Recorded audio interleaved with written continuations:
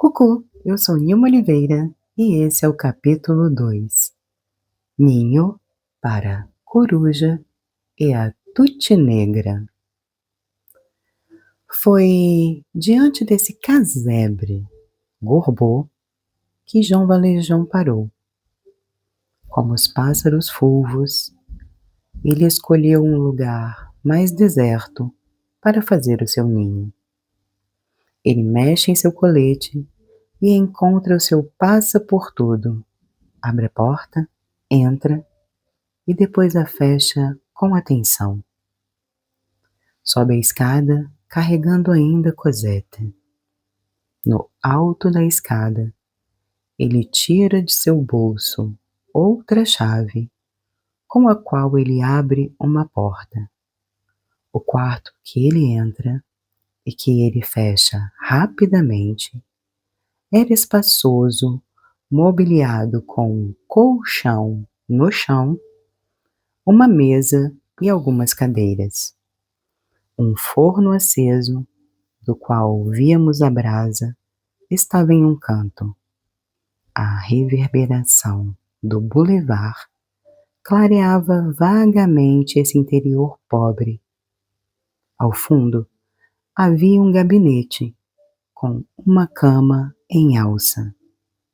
João Valjean leva a criança até essa cama e a deita sem a acordar. Ele bate o isqueiro e acende uma vela. Tudo isso foi preparado antes sobre a mesa. E como ele fez na noite anterior, ele observa Cosette com um olhar pleno de êxtase, onde a expressão da bondade e da ternura iam quase ao desvio. A pequena, com essa confiança tranquila, que só pertence à extrema força e à pequena fragilidade, dormiu, sem saber com quem estava, e continua dormindo, sem saber onde ela está.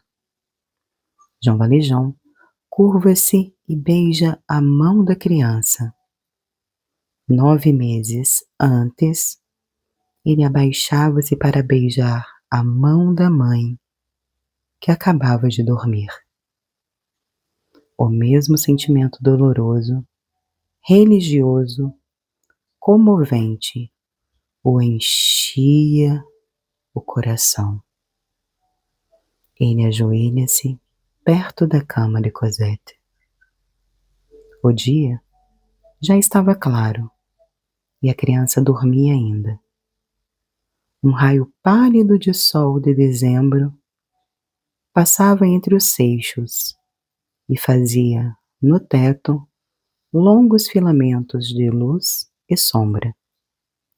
De repente, uma charrete pesadamente carregada que passava na calçada do boulevard fez tremer o barraco como uma tempestade. O casebre tremeu de alto a baixo. Oui, madame, grita Cosette em sursalto. Voilà, voilà! Ela se joga da cama, com as pálpebras ainda semi-fechadas, estendendo o braço para o canto do muro. Ai, meu Deus, grita ela. Cadê a minha vassoura? Ela abre os olhos completamente e vê o rosto sorridente de João Valjean. Ah, veja, é verdade, diz a criança. Bom dia, monsieur. As crianças aceitam em seguida e familiarizam-se com a alegria e a felicidade, sendo elas mesmas felicidade e alegria. Cosette percebeu que Caterina estava ao pé de sua cama e a pega. E, brincando, ela fez várias perguntas a João Valjean. Onde ela estava, se Paris era grande, se Madame Thénardier estava bem longe, se ela não voltaria. E no meio dessas perguntas, ela grita: Nossa, como é lindo aqui! Era um lugar medonho, mas ela sentia-se livre. É preciso que eu varra? Perguntou. Não, brinque, disse João Valjean. O dia passa assim. Cosette, sem se inquietar de nada compreender, estava inexprimivelmente feliz entre essa boneca e esse bom homem. E esse é o final. Capítulo 3. Duas desgraças juntas fazem a felicidade. No dia seguinte, ao nascer do dia, João Valjean estava ainda ao lado da cama de Cosette. Ele esperava ali, imóvel, e a olhava acordar. Algo de novo entrava em sua alma. João Valjean nunca amou nada. Depois de 25 anos, ele estava sozinho no mundo. Ele nunca foi pai, amante, marido ou amigo. Na prisão, ele era mau, sombrio, ignorante e feroz. O coração desse velho prisioneiro estava cheio de virgindades. Sua irmã e suas crianças só deixaram nele uma lembrança vaga e longínqua que acabou por desaparecer quase inteiramente. Ele não mediu esforço para os encontrar, e não conseguindo os encontrar em lugar algum, ele os esqueceu. A natureza humana é feita assim. As outras emoções ternas de sua juventude, se ele teve, caíram no abismo. Quando ele viu Cosette, quando ele a pegou, a levou e a livrou, ele sentiu remexerem suas entranhas. Tudo o que havia de apaixonado e de afetuoso dentro dele despertou-se e precipitou-se na direção dessa criança. Ele chegava perto da cama que ela dormia e estremecia de alegria. Ele provava as impressões como as mães e não sabia o que era isso. Porque é uma coisa bem obscura e bem doce esse grande e estranho movimento de um coração que começa a amar. Pobre velho coração, todo novo.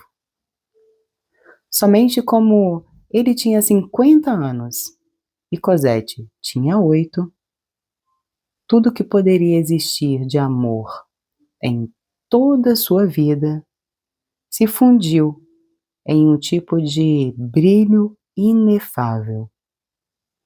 Ela era a segunda aparição branca que ele encontrava.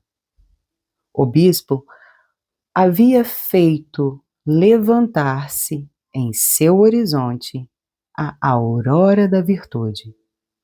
Cosette fez levantar a aurora do amor. Os primeiros dias passam nesse encantamento. De seu lado, Cosette, ela também transformava-se em outra, sem saber, pobre criança. Ela era tão pequena quando sua mãe a deixou que ela não se lembrava mais. Como todas as crianças, como todos os jovens brotos da videira que se agarram em tudo, ela tentou amar, mas ela não conseguiu. Todos a rejeitaram. Os Thénardier, suas filhas, as outras crianças. Então, ela amou o cachorro, mas ele morreu. Depois dele, ninguém mais a quis. Nenhuma pessoa. Coisa lúgubre a dizer, e que nós já indicamos. Com 8 anos, ela já tinha o coração frio. Não era sua culpa. Era a faculdade de amar que a faltava. Tristemente, essa era a possibilidade. Assim, nesses primeiros dias, tudo o que sentia e sonhava dentro dela colocou-se a amar esse homem. Ela provou uma sensação que ela nunca havia sentido antes. Realização. O bom nem parecia a seus olhos ser velho, nem pobre. Ela achava João Valjean bonito, da mesma forma que ela achava o barraco lindo. Esses são os efeitos da aurora, da infância, da juventude, da alegria.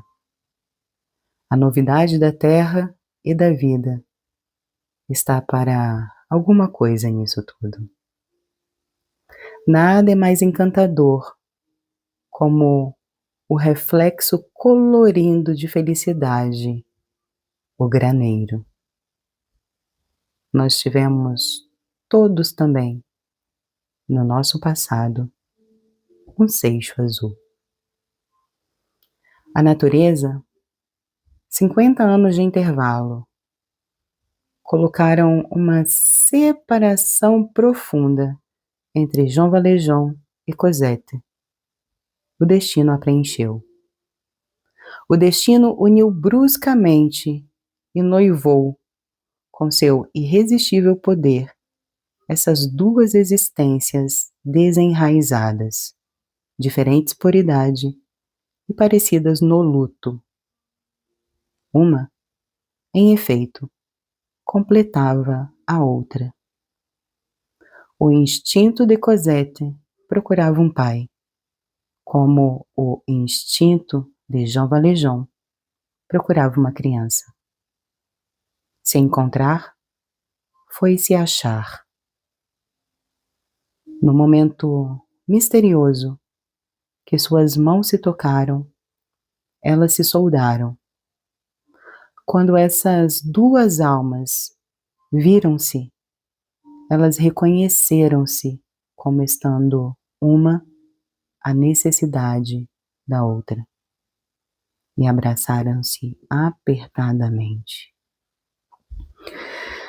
Pegando as palavras em seu significado mais compreensível e mais absoluto, poderíamos dizer que, separados de tudo por muros da tumba, Jean Valjean era o viúvo, como Cosette era órfã. Esta situação fez com que Jean Valjean se tornasse de uma forma celeste o pai de Cosette. E, na verdade, a impressão misteriosa produzida em Cosette, no fundo do bosque de Cheye, pela mão de Jean Valjean, segurando a sua, no meio da obscuridade, não era uma ilusão, mas a realidade. A entrada desse homem na vida dessa criança era a chegada de Deus. Do resto, Ele havia escolhido bem o seu cafofo. Ele estava ali em segurança e poderia até parecer inteira. O quarto com gabinete que ele ocupava com Cosette era esse que dava para o boulevard, essa janela monumental. Esta janela sendo a única na casa, nenhum olhar de vizinho era temido, nem mesmo pela frente.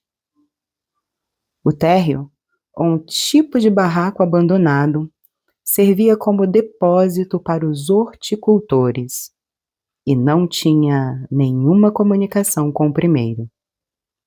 O primeiro andar continha, como já dissemos, vários quartos e alguns sótãos. Só um estava ocupado por uma velha mulher que fazia a limpeza de Jean Valjean. Todo o resto era inabitado. Foi essa mulher, ornamentada do nome de principal locatária, mas na realidade encarregada da função de porteira, que alugou esse quarto para ele no dia de Natal. Ele disse a ela que ele era um arrendatário arruinado pelos bons de Espanha e que viria viver ali com sua neta pequena. Ele pagou 6 meses adiantados e a encarregou de mobiliar o quarto e o gabinete, como vimos. Foi essa boa mulher que acendeu o fogo e preparou tudo antes sobre a mesa, na noite que eles chegaram. As semanas se sucederam. Esses dois seres levavam nesse cafofo miserável uma existência feliz. Desde a manhã, Cosette sorria, falava, cantava. As crianças têm o seu canto da manhã, como os pássaros. Haviam momentos que Jean Valjean pegava sua pequena mão vermelha, rachada pela engelure, e a beijava. A pobre criança, acostumada a ser batida, não sabia o que era isso, nem o que significava, e ficava toda envergonhada. Por momentos, ela ficava séria e considerava o seu vestidinho preto. Cosette não estava mais em trapos. Ela estava de luto. Ela saía da miséria e ela entrava na vida. E Jean Valjean começou a ensinar Cosette a ler. Às vezes, quando ele fazia a criança repetir, ele lembrava que foi com a intenção de fazer o mal que ele aprendeu a ler na prisão. Essa ideia girou e virou ensinar a ler uma criança. Então, o velho prisioneiro ri do riso pensativo dos anjos. Ele sentia aí uma premeditação do alto, uma vontade de alguém que não é homem. E ele se perdia em seus devaneios. Os bons pensamentos têm o seu abismo, como os maus. Ensinar a ler Cosette, a deixar brincar, era isso, quase toda a vida de Jean Valjean. E depois, ele a falava sobre sua mãe e a ensinava a rezar. Ela o chamava pai e não conhecia dele outro nome. Ele passava horas a contemplando, vestindo e devestindo sua boneca e escutando-a balbuciar. A vida parecia agora plena de interesse. Os homens pareciam bons e justos. Ele não condenava em seu pensamento mais ninguém e não via nenhuma razão de não envelhecer muito velho agora que essa criança o amava. Ele via todo o seu futuro clareado por Cosette, como por uma charmosa luz. Os melhores não estão isentos de um pensamento egoísta. Por momentos, ele pensava que ela seria feia, com uma sorte de alegria. Isto aqui não é uma opinião pessoal. Mas para dizer nosso pensamento todo, inteiro, o ponto onde estava Jean Valjean, quando começou a amar a Cosette, não nos foi provado que ele não precisava dessa revitalização para se preservar no bem. Ele acaba de ver, sob novos aspectos, a maldade dos homens e a miséria da sociedade. Aspectos incompletos e que só mostram fatalmente um lado da verdade. A sorte da mulher resumida em Fantine e a autoridade pública personificada em Javert. Ele voltou à prisão, desta vez por ter feito o bem. Novas amarguras o regaram.